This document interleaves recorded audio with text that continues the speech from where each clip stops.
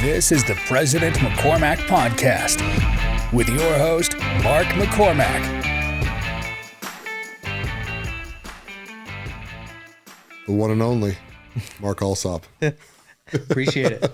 That's my little catchphrase that I've got to coming up with, right? You know how Joe Rogan's got great and powerful that he says whoever? Oh, yeah. The great and powerful, which I freaking love. You Yeah. know, it's like I think it's a Wizard of Oz Yeah. thing, right? It's really talking people up before they start. I like it. Yeah.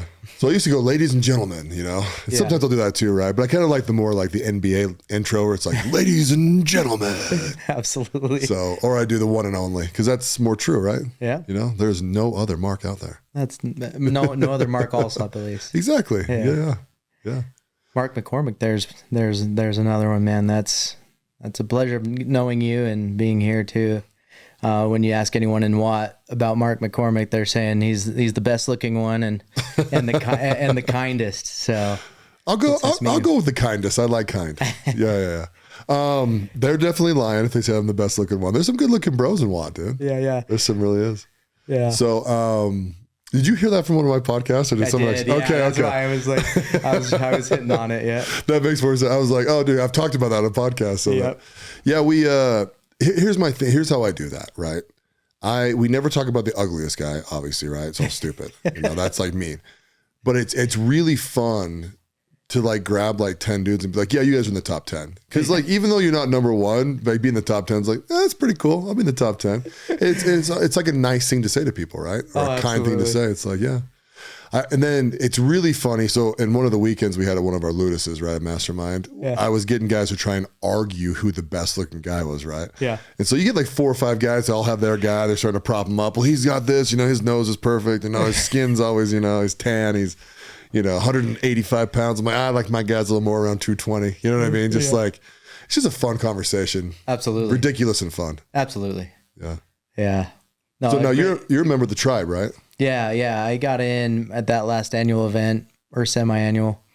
And I mean, I've been in a couple of different men's groups and this one felt different. It was just like, you know, people could come and be genuine. And so, and everyone has something that they're going to bring to the table. And so, you know, willing to kind of be in that environment and get to know people and stuff. It's been awesome so far. So I'm excited. Yeah. Yep. What's been the most impactful thing so far? In the group? Yeah. Man, I think going on that hike, dude, and you know, a bunch of shirtless men. I swear did you go on it? No. Yeah, it was, I think probably over 200 people, dude. It was There was so a lot. many. And then as we were walking up, you know, we're making a mess of the trail and everyone else is trying to hike and enjoy themselves.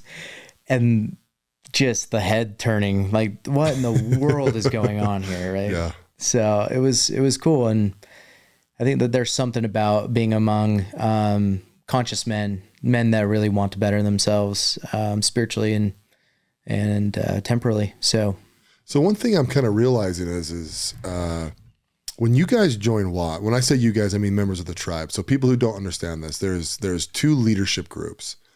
There's the first group, there's the second group, the one that I'm a member of, and then there's the tribe. And the tribe is, I don't know how to explain this. It's I wouldn't say it's a lower.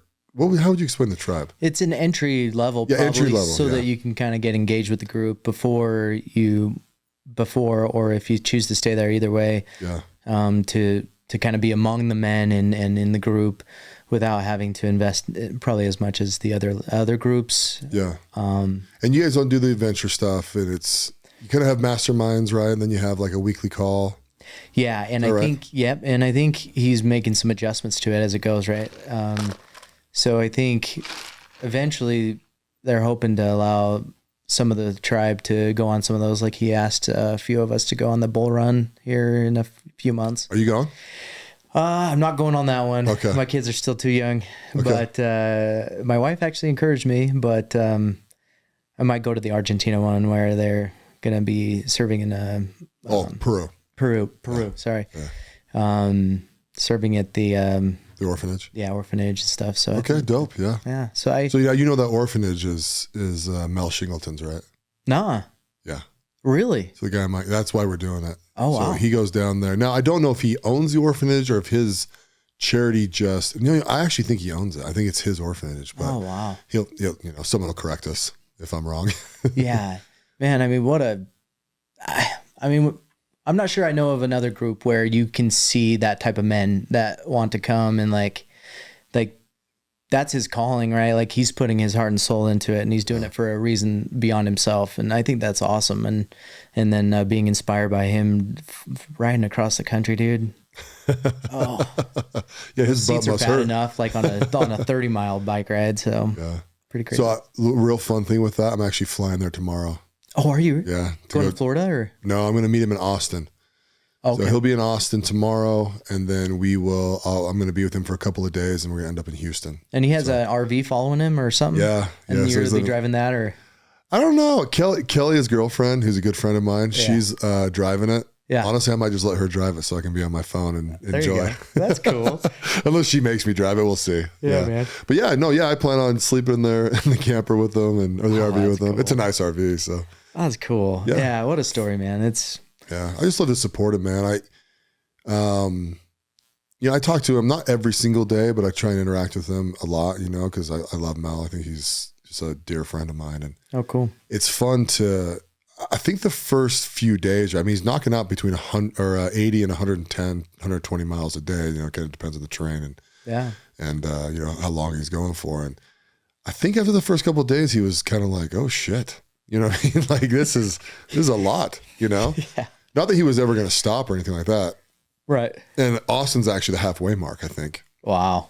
Or it's close to the halfway mark, right? Like it's dead center Texas, right? Well, and some of those, it gets pretty remote, And oh yeah. From El Paso to Texas, like this, last 5 or 6 days, it's got to be freaking brutal, dude. I can't even imagine. Have you been in West Texas? I haven't. It's just flat, like nothing. It's Excite Bike, right? Just the same thing over and over and over. But they're doing a good job. They've had a couple stops where they're like experiencing, parts of the country, and I don't know how much they're interacting with other people. He's on his bike 8 hours a day, right? Yeah. And I'm sure he's getting at least 8 hours of sleep because that would be brutal. Yeah. So, hopefully they're, kind of experiencing the culture a little bit as they're bouncing around. He stopped at a couple of the Watt guys' houses and, oh yeah.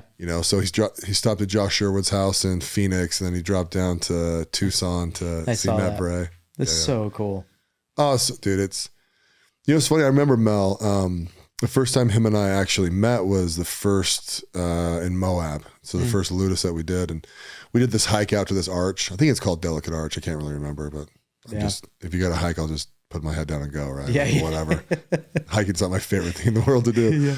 And him and I, dude, I just kind of bumped into him, on the way back. And I was actually listening to some music on my phone, just on the speaker, it was actually Willow Smith, just some random crap. And yeah, dude, we just got to know each other and talked pretty much all the way back to the cars. And I don't know, he's just one of those freaking good dudes. And that's really how I feel about every guy in there. Like when people ask me about any one of them, I'm like, yeah, he's just a good dude. And there's some guys that have gone through some shit, recently. Yeah. And, or coming into the group, I should say, they all mentally guys were all over the place, yeah, it's just this melting pot for guys to get together and be good. Yeah, and I think the other part of it too is that they'll hold you accountable too. It's not like they're gonna you definitely come in with your stuff, and everyone has stuff, and it's this awesome balance of gentleness and also calling you out. Yeah. And there was an experience a while, I can't remember who it was, but someone got called out, and it was it's easy for our egos among men to feel like we need to protect ourselves, but it really calls us out on a different level where it's from love. And so I just think it's a great place to be, and definitely where my wife and I have found a lot of peace right now. So good. Yeah. I'm going to call you out. Do it. You need to go to Spain. Do what? You need to go to Spain and run with the bulls with us. Oh, geez. I'm telling you, man. Here's my pitch. I have the Madrid Google flights still pinned, so it alerts me every time it drops. So I may. We'll go to Barcelona first because that's where we're meeting. Is it? Oh, it's not Madrid. Yeah, we fly out of Madrid. We fly into Barcelona. Okay. So when you sign up this afternoon, you'll know. They'll give you all the details. I love it, dude. You're going then, I imagine. Oh, I go to everything. Oh, good. Yeah. So that's my pitch. Here's the thing. You're in this. There's two sides of this, right? You're in this thing for only so long, right? Mm. Life's going to come. Things are going to happen. when you're in the leadership group, we're technically lifelong members of We Are the They, right? We'll get invited to all the events, all this kind of stuff. Great. But eventually life's going to overtake that. Yeah. You know, I mean, I hope to stay involved as I can, right? But so for me, this is an 18-month or a 2.5 year period of time. I have 18 months left, right? Okay. I'm just going to go to everything. There's no reason not to do it, right? You need to get your house in order enough so that you can go to these trips, right? That's kind of the overall teaching of We Are the They, right? You know, a lot of people say like, well, Mark, you know, you're successful. You got this, you know, blah, blah, blah. Like my success comes from not just having the money to go to do things, but because I have the relationship with my wife that when I go to things that are important to me, she's happy and she cheerleads me. Yeah, man. Right? Yeah. And it sounds like your wife's kind of there already, right? Oh, she's man, like, go ahead and do it, right? It's been an amazing journey the last 1.5 years for sure. Yeah. Yeah. So why not go? You're going to go meet 70 bros. It'll be one of the greatest events of your life. He did say that there was one more guy that backed out, so there may be an opening. I'll call Jimmy after this and go.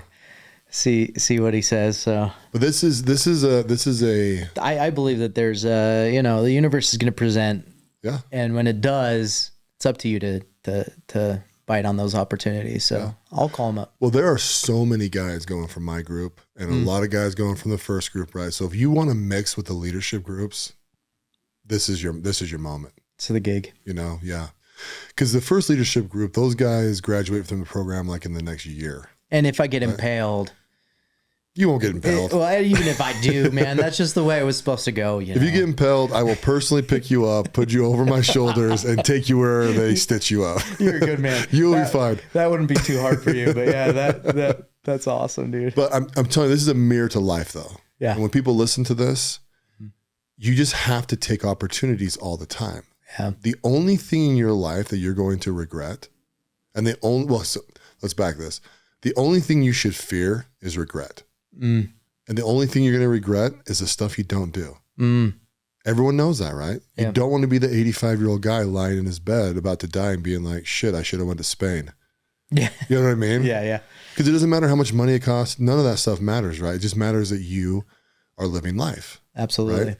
And what I tell a lot of guys in our group, like if you haven't financially put yourself in that position or your relationship's on that position where you can go and do this, and that's the stuff you got to fix. This is a wake-up call for you. Yep. But get that stuff fixed quickly and then come back and join us and enjoying life. And so that's why I'm saying it's like, make this happen. I like it. Yeah, if it's not a financial struggle and your wife's like, yeah, go do it. I mean, what is it, 6 days really at the end of the day? Yeah, it's not maybe too bad. 7 with travel. Yeah. So I'm actually there for like 2 weeks. Yeah, so, you know, it's a balance. I don't know. Is it a balance?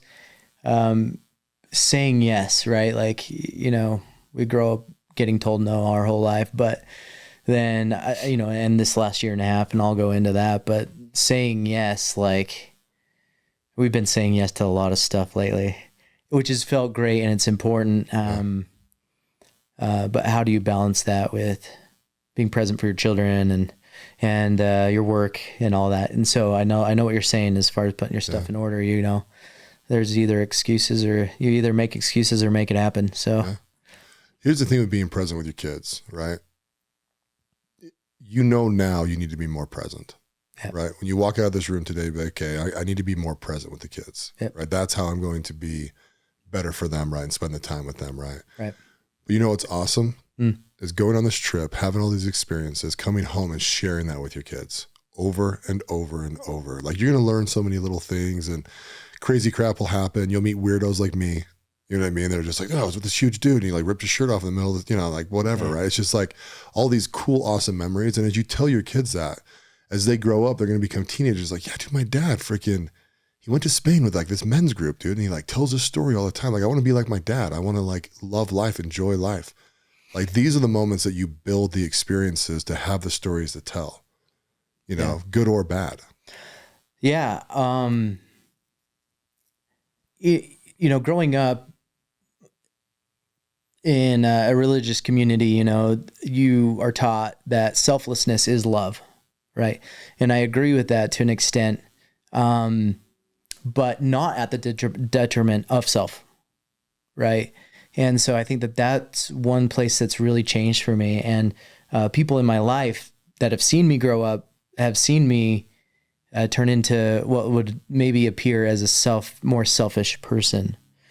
But really what it is like you're saying, like taking those opportunities for self allows you to be more present and available and loving to the people that are in your life. And so I think that that's where I've made the biggest impact in this last little journey of my life. So tell me about growing up. Yeah. So, yeah, man, it's so great that, you know, everyone has a story, right? And so when I say this, when I tell my story, I say it with humility and deep respect. And so on and so forth. But my thought, so around 8 years old, my dad passed away. I think I was eight years and 6 months. How did he pass away? He had a heart attack. He was 39. Yeah. And so I'm 37. And going through this energy work with this energy coach and kind of being exposed to a more spiritual side of life, it really helped me understand that a lot of the trauma I had didn't get healed like I thought it did. And I mean, my mom was amazing. I mean, she did everything she could to help us like feel loved and appreciated and seen and heard, at the detriment of self in some cases. Right. And, what I realized is when I reached into his casket and I touched his chest and his arm and his face at 8 years old, I thought I felt peace. Like I thought, oh, okay, this is just the way life is. Like this is a normal thing, and had no idea what kind of impact that would have on my life. So, you know, and then seeing my mom cry and the grief in the home and the emptiness, right, and all of that, being exposed to that, and as a highly sensitive person, you know, I think it affected me more than I thought. So, you know, grew up through high school. Well, about a year later, I was exposed to pornography. And so you have to imagine this 9-year-old boy now hurting and trying to figure out where his dad is, right? And what's going on and looking for anything. And then being flooded with this like dopamine and these, emotions and things that are involved in that use of pornography and stuff that was overwhelming to him. He didn't really understand, right? And then burying it, right? Like that's the whole thing, is like hiding it and burying it and not knowing and feeling shame and guilt. And so I kind of grew up just kind of like, you know, not angry. I loved life. Like I had fun and everything, but I put on these masks. I don't know if you know Lewis Howes and his masks of masculinity. But there were plenty. I was on the football field. You know, we won state every 3 years at Bountiful High. Just race motocross, just a lot of stuff. Yeah. But I was just I was trying to fill a void that I didn't even know existed, right? So anyway, yeah, that's kind of how it all started. I went to college, grinded my way through that, became a nurse. And so I'm definitely one of my callings is to become a healer and really be a healer and help people. So let me ask you this. So you yeah, talked about being exposed to pornography at a young age, right? Like it's a very, how do you explain it? These things, right? Like it's so prevalent, right? Pornography, you know, right. I was exposed to pornography probably around the same age, 9, 10-ish, you know, something like that. Yeah. We were at my friend's house and his brother used to have a VHS that he would keep in the vent of the, you know, and we have to like unscrew the vent and like reach in there and grab it, you know, and it messes with your mind. It really, really does. Yeah. You know? Actually messes with your mind and cracks your soul. Yeah. Kind of how I've always explained it. And I think, in the culture we grew up in, you know, pornography is such an evil thing that people talk about it. I'm not saying that it's not, but it's almost overly told to you that it's evil, right? So the guilt and shame that you start dealing with, and it's so internal, right? Because it's embarrassing, right? You're not going to go. You just don't have trusted people that you want to go talk to about it. And I had my friend Brett Wright on one of my podcasts. Did you listen to that one? No, I hadn't yet. He goes deep into that. Oh, so he still at his age, I think he's like early 40s. He's had some struggles with that, and he talks very, very openly about it on the podcast. And Yeah. I think it's good. It's about time us as men talk about that so that we can raise our kids properly and take the guilt and shame out of it. Yeah. You know, so that men can deal with it and put it away and realize that it's just not good for your soul. You know, No. do you kind of feel that same way? Yeah, 100%. I mean, I feel like when you're exposed to it at such a young age, it's hard to navigate, number one. And then as you go through life, like, how do you apply yourself sexually in your marriage and in yourself? Like, how do you want to express yourself, and how is it impacted from those things? And I'm, like you're saying, our community in some instances puts so much guilt, shame on it that it doesn't allow people to grow out of it. Yeah. And so I remember going to like 12-step programs in college and different things.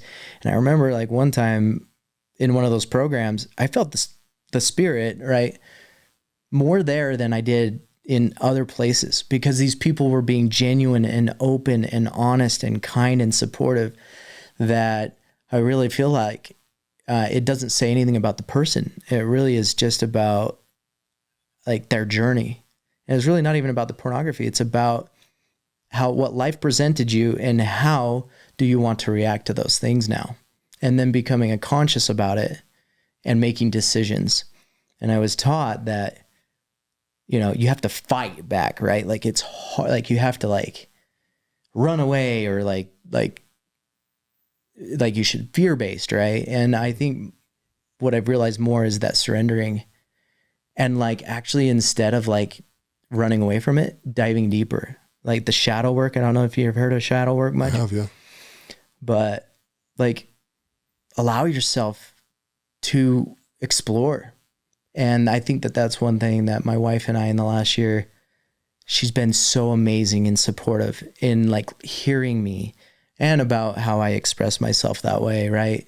That she'll listen, and she loves hearing myself come up with, you know, the way I want to express myself. And I think that that's such a beautiful thing, and that's really changed our marriage. It took away the guilt and the shame from things I didn't even mean to come across, right? Like I'm 9 years old. Like if I thought of a 9-year-old boy, I wouldn't be like shaming him or making him feel like he's anything less than. Yeah. So it's about acceptance. And with that, I actually wrote down a couple things of how we can protect our kids better from pornography. And when we think of protect, we think control, right? Like how can we block, or parental controls, or all of that stuff? And honestly, I think it's the exact opposite. It's really teaching and empowering them with the tools that they need and the feelings and emotions that they need to recognize what they need to do when they come across it. Because it's a when, not if, right? These days. Yeah. I think they say 80% of kids are exposed to online pornography by the age of 12. And of those, I think even 70% are exposed by the age of 10. So I'd have to check the exact percentages, but it's around that. And it's not a matter of like, well, how do we control that? How can we change that? You can't. It's really something where it's like, you have to like fix it from the inside out. And so the 3 steps I came up is number 1, like normalizing and modeling affection in the home, right? And like, how often does your kids get to see you argue versus kiss, right? That should be a ratio that's probably 1-to-1 maybe, right? Yeah. And so I think that that's important to establish an affectionate home, and spending time with your kids, and, you know, giving them hugs and making sure they feel welcome. Second is to decouple curiosity from guilt and shame, right? When they bring up stuff or they're exploring, you know, because they're human, like decouple what we were taught to fear, you know, and allow them to be human, little humans if they need to be, right?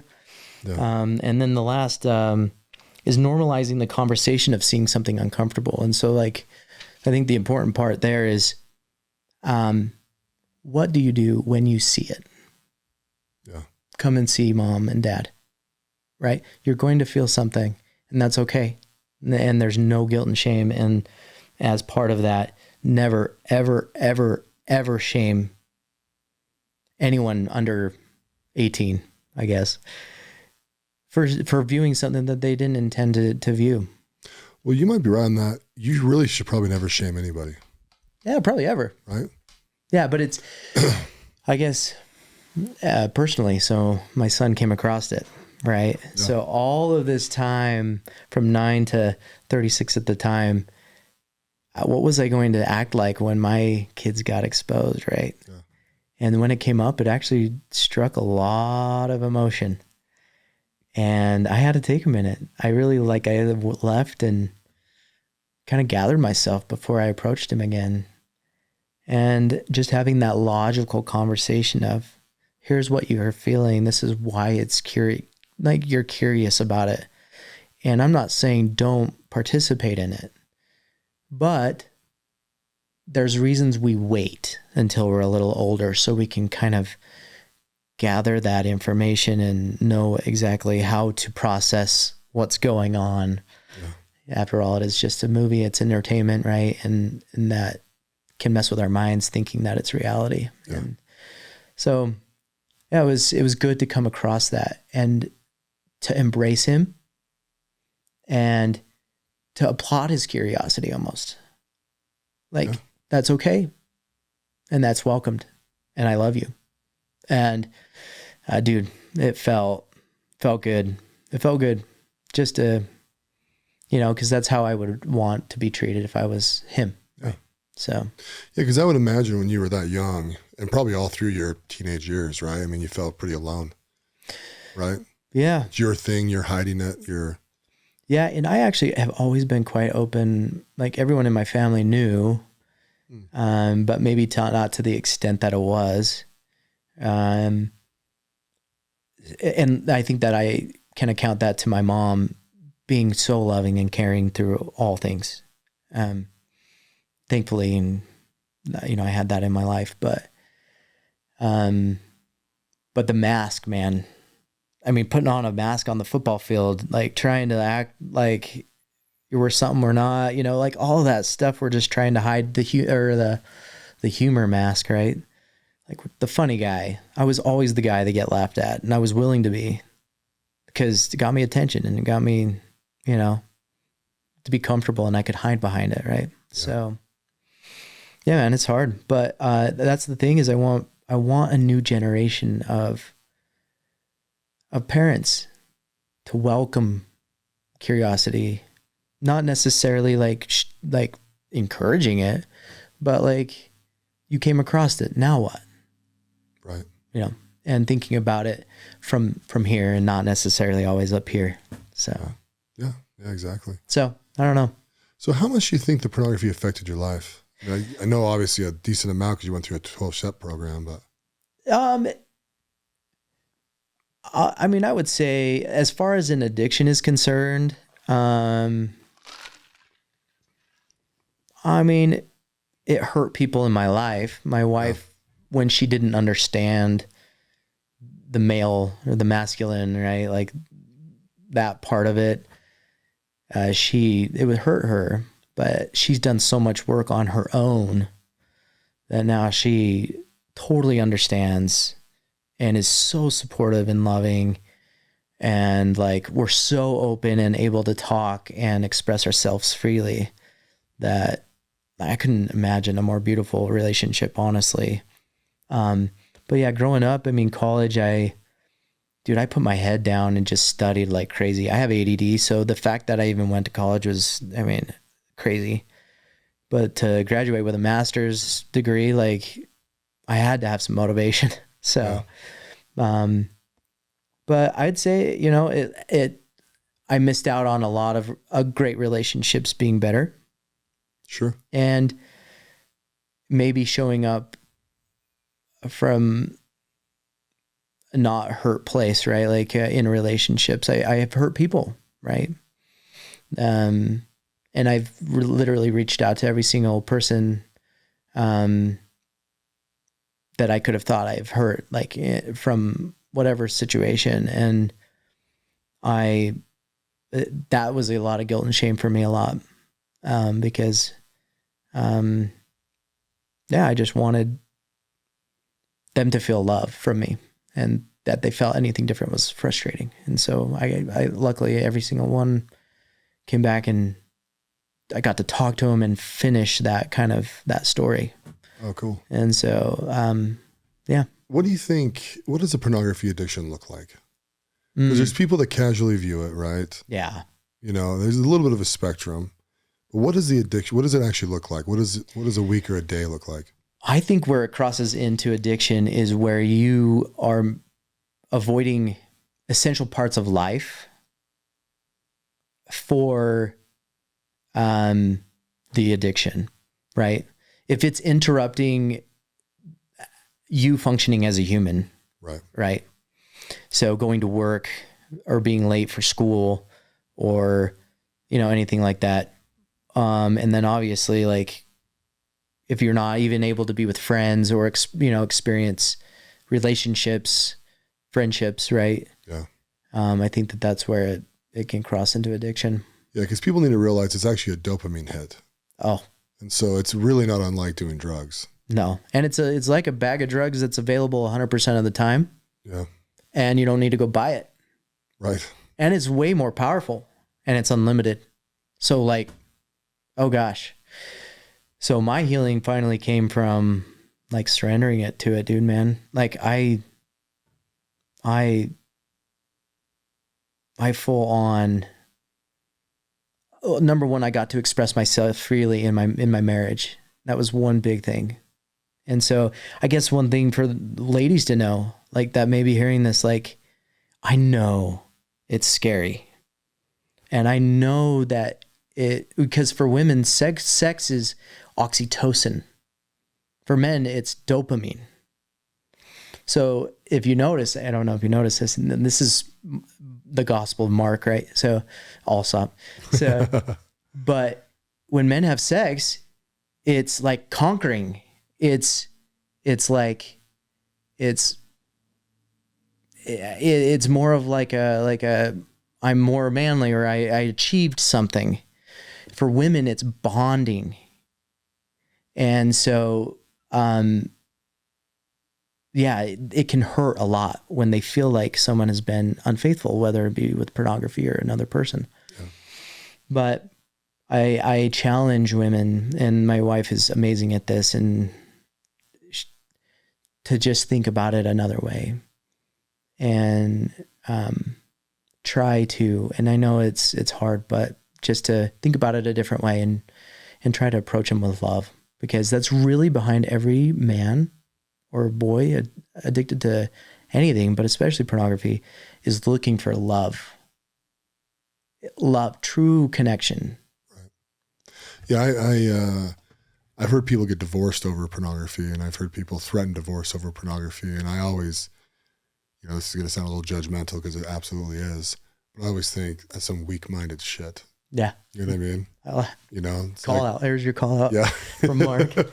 On both sides. You know what I mean? Right? I mean, I think anyone that's addicted will realize this is a mind problem, and I need help. Yep. And the last thing that person needs is the spouse that, says they're going to be there through thick and thin. And then this thing comes up, and it's really hard because there's some society problems, right? Obviously those girls that perform and that kind of stuff, they're pretty wrecked. Yeah. Don't get me wrong. Right. But really it's a self-deprecating thing. Right. It's a self-harm thing. Yeah. And you deal with that inside your own brain, and it ekes out in certain parts of your life. Right. Mm-hmm. But you need to have a partner that's strong enough to help walk you through that fire. Right. And if anyone's ever been through anything hard with a relationship or a friendship or anything, right, they realize that when you go through hard things together and come out the other end, it galvanizes you together. Absolutely. That's why war buddies, right? Oh, I was in the military with this guy. There was nights we were scared as hell that we were going to die in the mountains or hills or wherever they're at, doing these things. And those guys will kill for each other the rest of their life. And it's like, this is really hard for people. But I think if you looked at every situation and thought, okay, we're about to go through something really, really hard. If we make it, we will be way better off than if we were just sitting in neutral the rest of our lives. Like you can't expect pleasure. You can't experience pleasure without pain because you don't know it's pleasure. Yep. Same thing. You can't experience pain without pleasure because you don't know what's painful if you don't know what pleasure is. Right. It's a yin and yang thing. Yep. I think that's kind of what you're hinting out towards with your wife kind of stepping up, right? It's like she was mentally strong enough to be like, you know what? It doesn't matter. I'm committed. We got kids together. Let's go through this thing, babe. Yeah. And maybe I'll jump in there briefly at least, but we went to 10 years of counseling. Like, dude, 10 years. And we were I don't know if you've heard the term a trauma bond. Oh yeah. Recently actually, but yeah. Okay. Yeah. So trauma bond, my wife and I were the epitome of trauma bond. Here you had a man raised by a woman. And then my stepdad actually was abusive. My first stepdad. And so there's a lot of stuff, right, to handle, but I'm just looking to get love, get love and be loved. And her dad dropped her off at the curb at the age of 6. Never saw him again, really. I lived in the same city even. Jeez. And to this day, hasn't seen her? They ended up taking him to court for something, saw him in the courtroom for something. But yeah, man, like doesn't want to be involved in her life. And I can't imagine a more damaging thing as a man than abandoning that. But anyway, that's his story and that's hers. Yeah.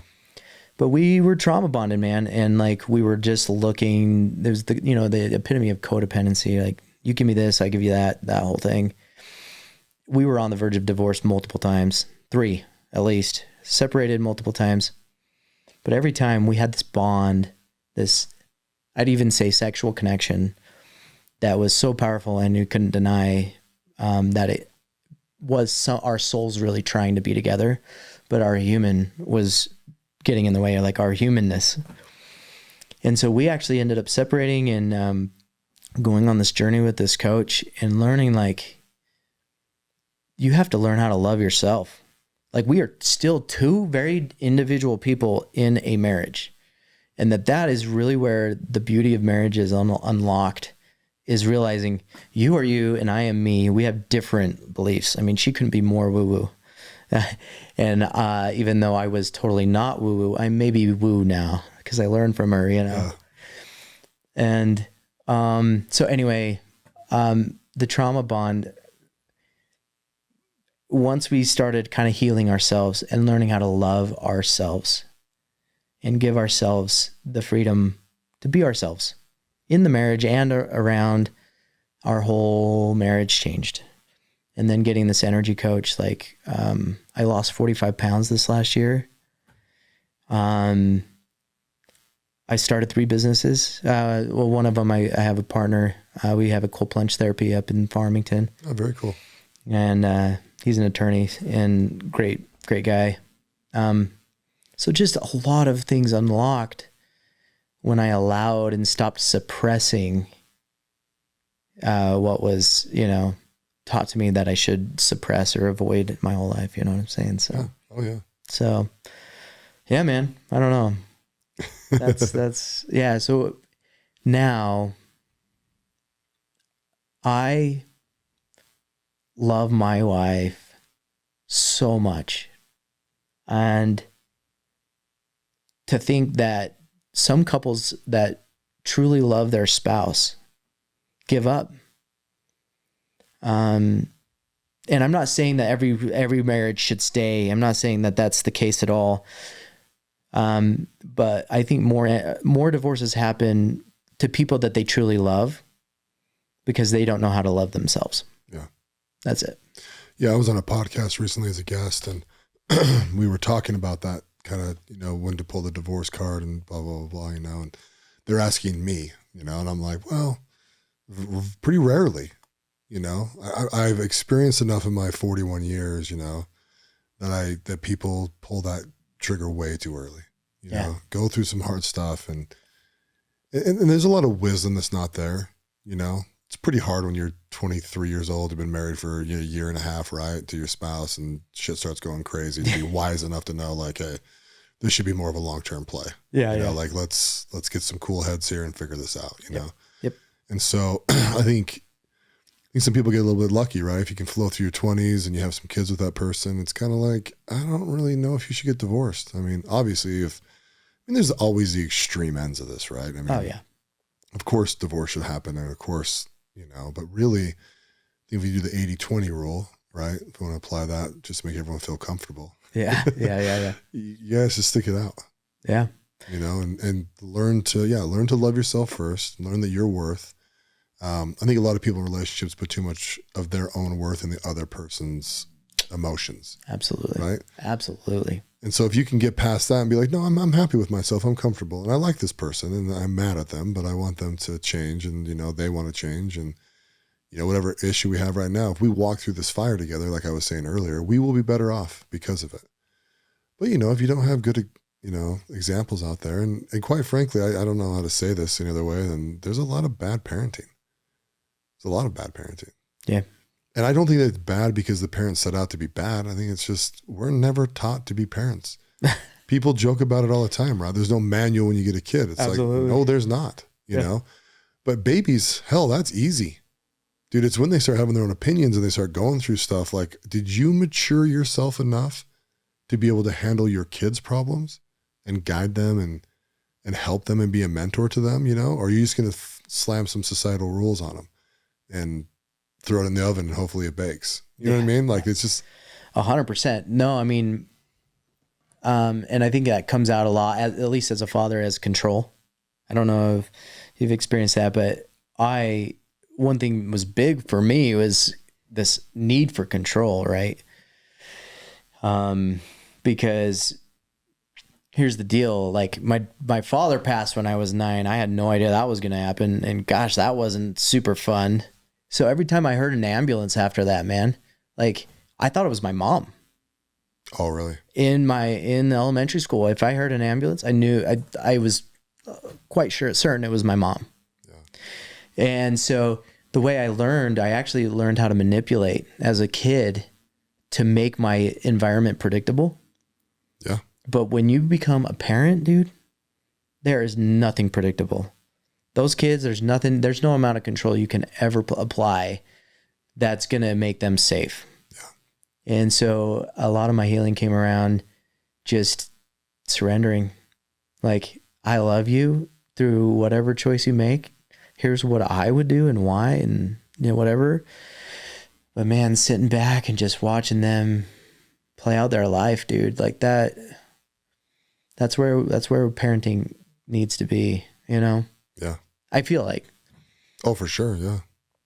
Yeah. I think people need to get some confidence, you know, like one thing I've got some, I'll call them friends or acquaintances over the years, right? Where they drank in high school, right? So now their kids are in high school. They're like, well, I don't really feel like I can tell them not to drink as I did. Mm-hmm. It's like, what kind of bullshit parenting is that? Are you kidding me? You think it's good for your 17-year-old to start drinking heavily? Well, no. Then tell them that. Your life should be either a book of experiences or a book of things that you learn from other people, right? Yeah. And just sit down and be like, hey, listen, I know this is a temptation. I know that, you know, this looks like it's a lot of fun. And guess what? It is, you know? However, your brain's still developing. You're going to wreck some stuff in your head. If you literally want to be stupider than you could have been, drink. You know what I mean? Yeah. Like, I think it's good to just tell the kids the truth. Always just say the truth. You know, sex, there's a reason you're drawn to it. Yeah. It feels amazing. Yeah. It never doesn't feel amazing, really. You know what I mean? Yeah, absolutely. And it's super fun, but it's also very bonding and connective and special. And if you do it with people that you're not going to have that relationship with, it'll hurt you. Yeah. Especially being a woman. You know, you let people into your body. And the more you do that, you know, the more that numbing happens, and you're going to have to disconnect from these people, and you're going to, you know, there's all these emotions that come with it. Like, yeah, it's a complicated thing. And that's why I'm going to encourage you to wait until, I actually encourage my kids to wait till marriage. Yeah. You know, and if they don't, whatever.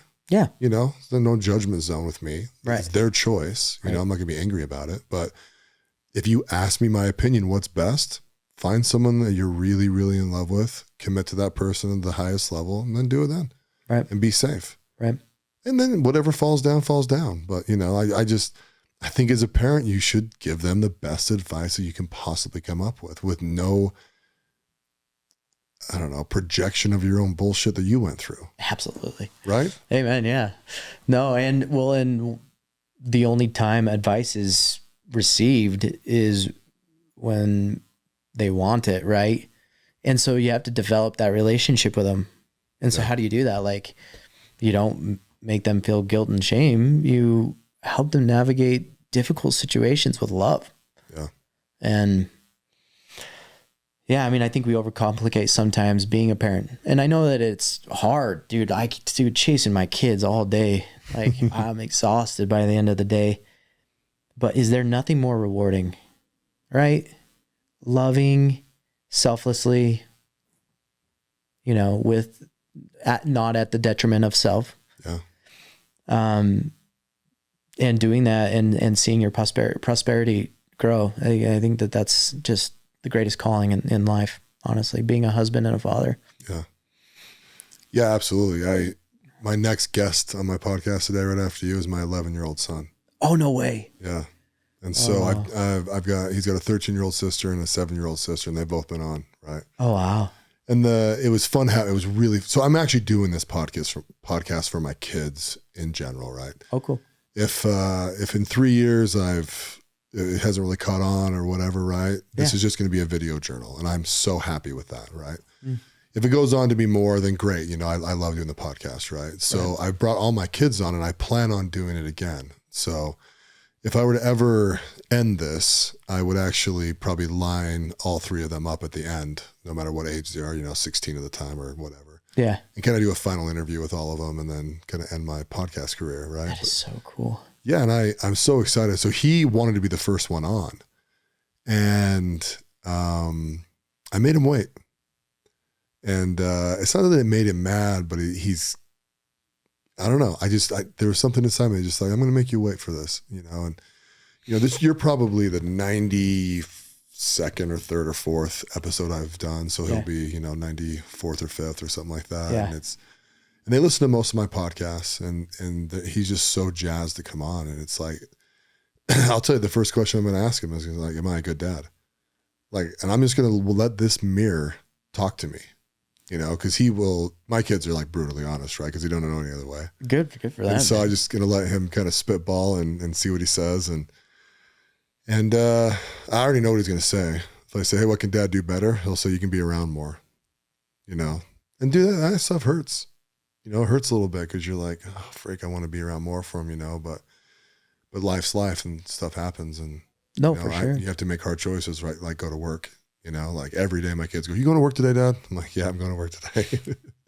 You know, and then they're always like, why you work so much, Dad? Oh, you know, and I'm just like, because kids, you know, like your lifestyle is dependent on me, you know, going to work and I'm still pretty young. I know you guys think I'm old. You know, like I'm young enough that, you know, eventually one day, hopefully I don't have to work at all and I'll just be with you guys all the time. But, you know, as of right now, I do my best to be with you as much as I can.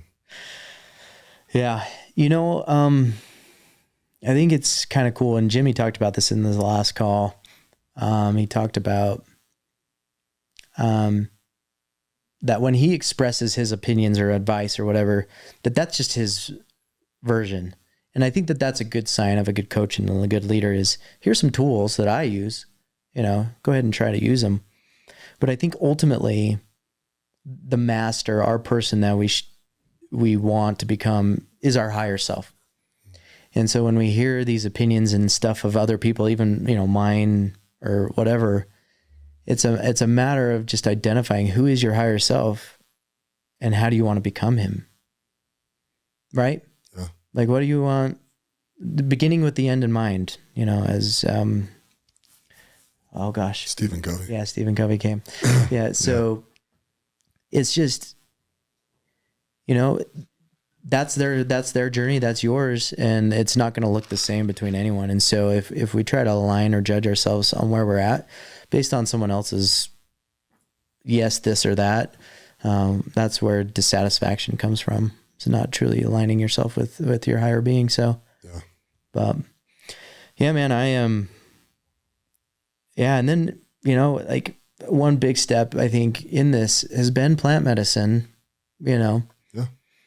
as far as our healing journey. And I was so nervous and like hesitant, but as I did my research about plant medicine and stuff, just seeing the, beautiful impacts. And I think that there's a balance between it being habitual or like recreational.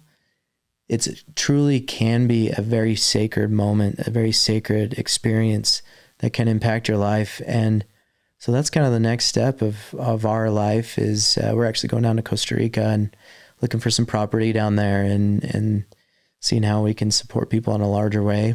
Yeah. And so heading down there in about a week too. And all right, cool. Yeah, man, excited. And what plant medicines have you used? So psilocybin is pretty much the main one. But I got invited to essentially go down with some like an indigenous people down there and like be among them for like 10 days. Yeah. And just learn. I just want to learn. So I'm not sure if I'm going to do that because I would be away from my kids for like 25 of the 90 days of summer. So I'm still haven't decided on that, but you can always do that. Yeah.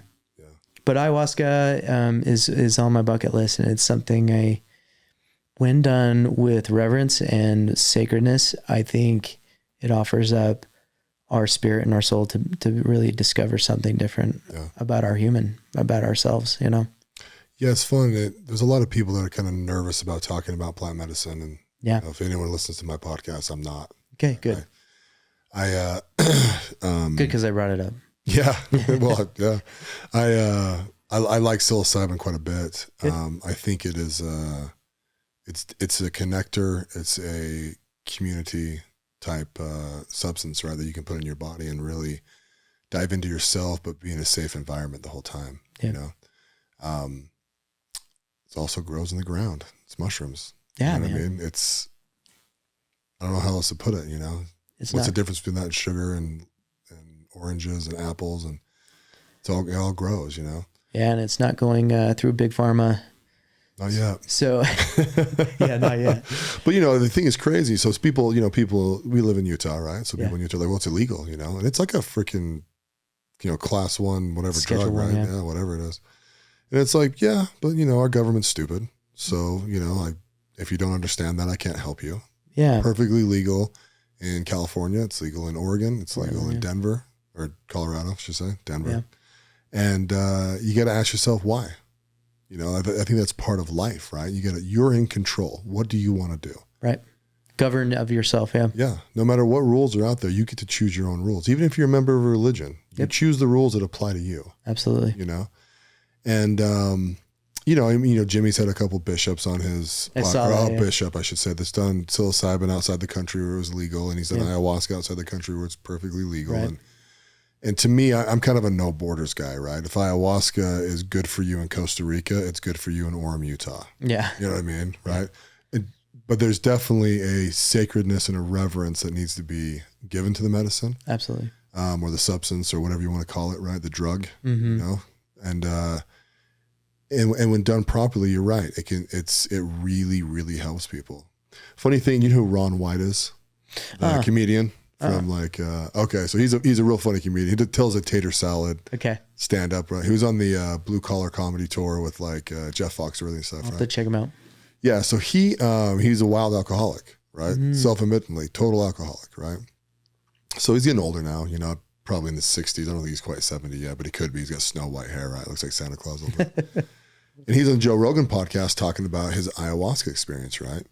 Now, for those out there that don't understand ayahuasca, it's a vine and a leaf that's found in the Amazon. You break it down into a powder and you turn it into a tea and you drink it, right? Mm-hmm. And what it basically is, it's DMT, and it has a Moira inhibitor in it. And what that does is it makes it so your stomach acid doesn't break down the DMT. So a DMT trip is 15, 20 minutes, right? Ayahuasca can last up to 6 hours, right? Maybe even longer. Right. And so, but ayahuasca is like a silver bullet for addiction. So if you're an alcoholic, you can literally go do a week worth of ayahuasca, which is 4 sessions, and it can cure you from alcoholism. And it did for him.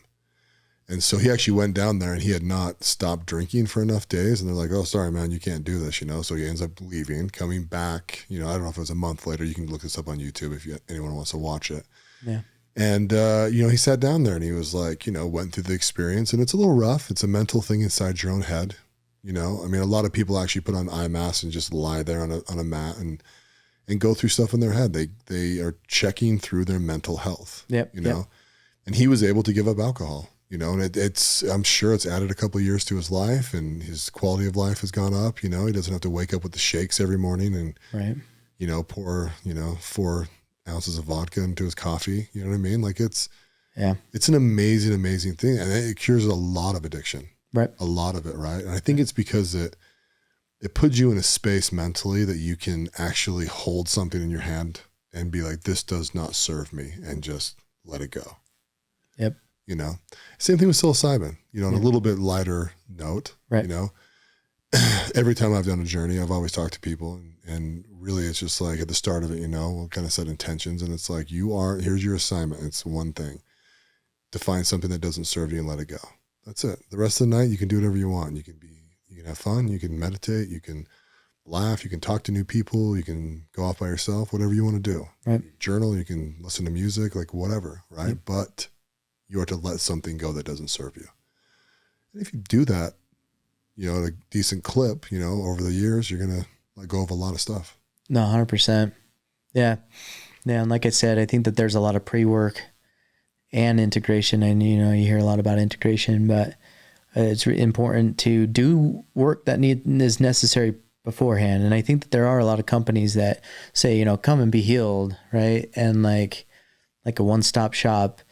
And it's not intended, I don't think, that way. I think it needs to be approached with some sacredness and prepared for.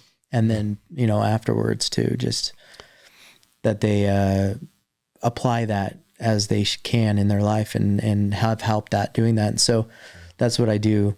One of my businesses is coaching. And so now I'm helping people with that integration coaching, and anyone that comes in my way, I want to help if they want my help. Right. So. No, we'll have to talk after. There's a lot of guys in my circle of influence that we actually want to create either a center. Well, we're trying to figure out where to put it. Right. Yeah. We'd love to do it in Utah. Yeah. But it's not legal here yet. Right. So obviously we're not going to do that. Yeah. Ayahuasca is legal, under the statute, a religious exempt. Oh, is it? You have to join a church for like 4 or 5 days, whatever. Right. So, but yeah, so there's ways around that one, but psilocybin, I hope. Yeah. And the lobbying group here, right, that's trying to get it all legal. Yeah. Yeah. And Jimmy's part of it. And yeah, I've donated to it. So it's the Liberius Institute. Yeah. And then that bishop, I think he was the one that sponsored some bills. And oh, did he? Oh, cool. Yeah. Cool. Yeah. So he was actually in the legislature. So, well, and I think our society here is actually coming around to like mental health's a real thing. Yep. And we need real help soon.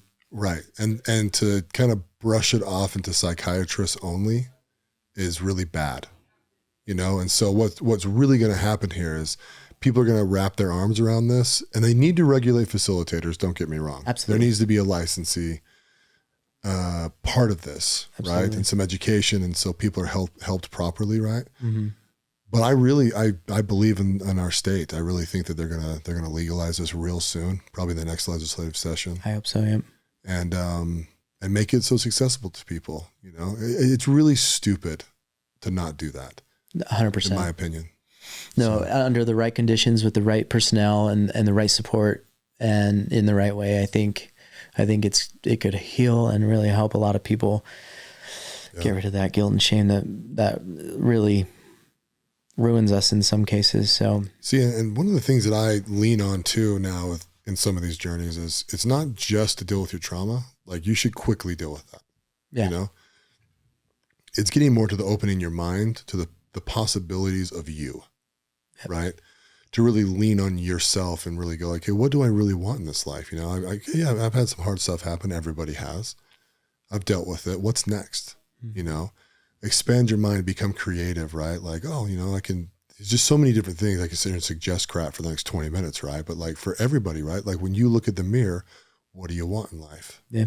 You know, and, you know, most of the time it's relationships and freedom. You know, people want relationships and freedom and sometimes freeing your mind is part of being free. 100%. I think that's the first step to freedom, right?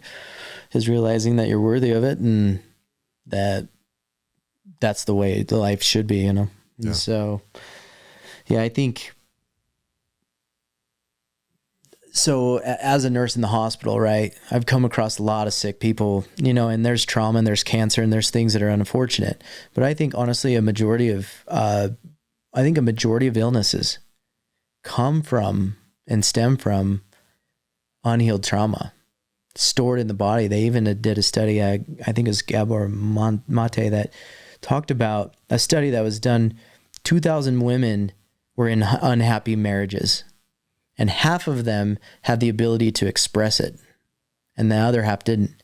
The people that did not express the unhappiness, so they were both unhappy, but the ones that didn't express it died earlier. It was over like a period of time, but I'll have to, I mean, I can show you the links and stuff, but yeah, man, it's expression versus suppression, you know, and allowing yourself to feel the emotion and to express it is going to help heal our community, ourselves, our families, our homes, our spouses, and not reacting to our ego or the ways that we thought life should be, or be discontent because we're not somewhere where someone else is, right? Yeah. And so I think that's where it's at, man. So I think that this medicine has the ability to help heal that, because when I was in that hospital and to go back, I saw a lot of illness. And so I was popping a lot of pills for these people. I mean, I injected more drugs into people than you could even imagine. And those drugs aren't healing, right? And so I hope people in our legislature and in our community begin to ask more questions and govern themselves. So, yeah, no, I like that a lot. I totally agree. Cool. I think it's good for people they need to check their mental health. They really do. Yep. You know, if you're feeling sad or depressed, or even if you're feeling elated all the time, you know, like figure out why, you know, and then stay on that path. Yeah. You know, like, and then be there for other people, especially, you know, your spouse and your children. You know, it's a responsibility that's genderless, it's raceless, it's, you know, sexual orientationless. You know, like everybody needs to deal with their self mentally. Yep. So I'm a big proponent of meditation, actually. Good. But I do a simple meditation. You know, some people think they gotta like light candles and ding two little brass things together. You know what I mean? It's like, no, dude, just take a minute. It's self-soothing. What does that look like for you? Yeah. Oh, for me? Yeah. What, like meditation? So I normally meditate in the shower. Oh, cool. So I like, I have a decently big shower, right? So I've got 2 shower heads in there, and I just, you know, if I'm in there, I just turn both shower heads on. I like the white noise. It's soothing, you know, waterfall-ishy, you know? Yeah. And I just sit in there and I close my eyes and I go into myself and I try and ask myself like how we're doing. And sometimes I'm organizing my day. Sometimes I'm like, hey, yesterday I'll reflect on a couple really close things. I don't reflect on like massively past things. Right. Yeah.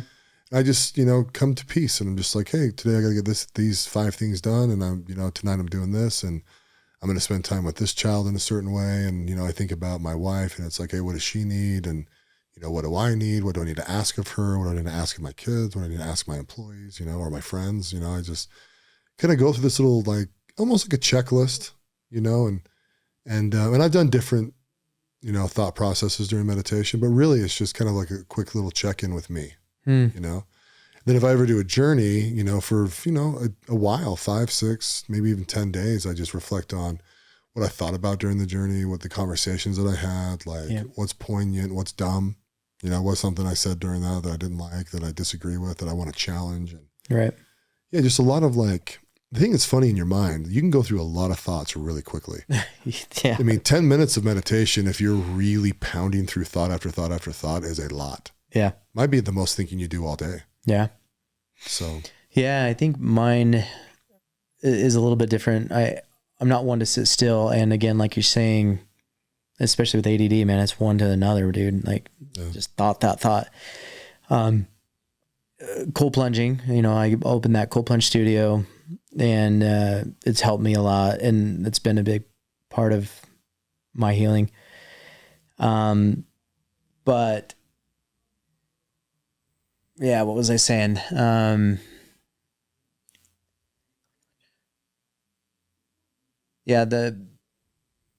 can't even remember. Oh, my meditation, my motorcycle, dude. Like I just bought a Yamaha Striker, 1300, and dude, hopping on that thing in the morning and like seeing the sunrise, like getting to the gym, like just the 10, 20 minutes to the gym, no music. You're just hearing the wind come across your helmet, Like, I love that, dude. And to me, that is meditation. Right. Yeah. And so, and I've found really learning how to calm my mind and sit in stillness. Like that's been so hard, but it really is. Doing nothing is so healing, and being intentional about it. And so I love, and it shows, that you are a very peaceful person, and you can tell, and everyone says it, and that's awesome that you can exude that. And, I'm a big proponent on gratitude. And so I feel like gratitude allows us the ability to permeate happiness, right? Like one thing I like to express is happiness is like when something outside of you is existing and it makes a feeling inside of you, right? Gratitude is something that starts from within, and it goes out and it helps other people and it permeates. And so when people can really learn to take time and find gratitude in whatever situation they're in, it will dramatically increase their mood and their circumstance. Yeah. So I don't know, just a big proponent of gratitude, but I can tell meeting you and being around you, that brother, that you permeate that gratitude and kindness and happiness to other people. So I appreciate that. Oh, thank you. So I've told a couple of people this. I'm not sure if I've mentioned on the podcast, but gratitude is the first module we do, and we are the they for the leadership groups. And it's by far the most impactful one that I've had, and that's not to take away from the other modules, but like, it was almost odd to me how, so when I joined the group, right, I didn't join it for the personal development side. Yeah. I joined it because my good friend said that we'd become better friends if I did it with him. Right. So I agreed. Right. I was like, and don't get me wrong, it was appealing, go on these trips and have some fun. I knew I'd meet new people. I love meeting new people, Yeah. And we did the gratitude thing first. And when I joined the group, I committed to do it right. Like I knew that the personal development side would help me. Right. I'm not like, immortal. Yeah.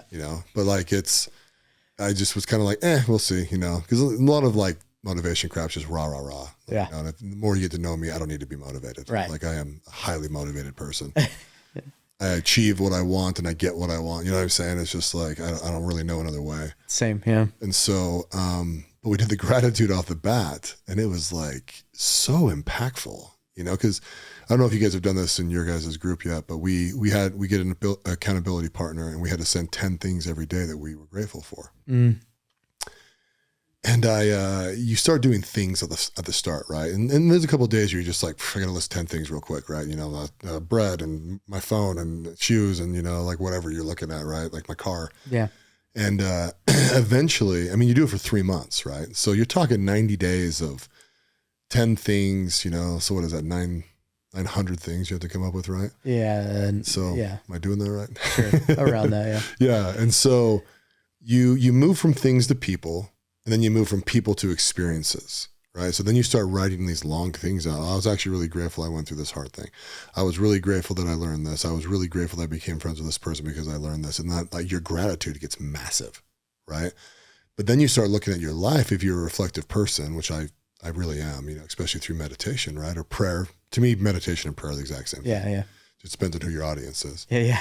And you just start being like, crap, dude, I've freaking got an awesome life. I've had all these awesome experiences and there's so many more I can do. Then kind of going back to what I was saying earlier, you start looking back and it's like every time I was grateful for something, it was something I said yes to or something I had to like put into motion somehow, right? You weren't just sitting there watching TV and I'm grateful that they made Westworld or I'm grateful that they made Game of Thrones. You know what I mean? Like none of that shit ever came up, right? It was always like, no, I was grateful that I like went down and golfed at, St. George's one time with my friends and we were joking around and we were like that whole day was just a good day, and then you really started going through that gratitude stuff and just really, gosh, it was just like kind of galvanized me into the We Are the They group. It kind of made me want to just like engage with everybody and just be like, guys, I'm not perfect, but like I'll put my arm around you and kind of tell you what I think about stuff. And like you were saying earlier about Jimmy, it's like, this is my opinion. It's free. It's worth what you paid for it. Yeah. If 5% of what I say is good for you, then take the 5% and run with whatever else. I love that factor. Yeah, the best plan is the one you'll follow, right? And I think sometimes, like, Jimmy, man, he's got every minute of the day planned, and even his unplanned time is planned. And God, it's good for him. Like, he is a machine, dude. Yeah. And that's why he's madly successful. But when I was trying to like be like him, I just found myself not being quite aligned. So I take the tools and then ask my higher self, what of these do you want to implement? And that way I'm not serving Jimmy as my master. I am my master, and I just have Jimmy as my coach and my help. Yeah. Right. Well, that's the secret to We Are the They.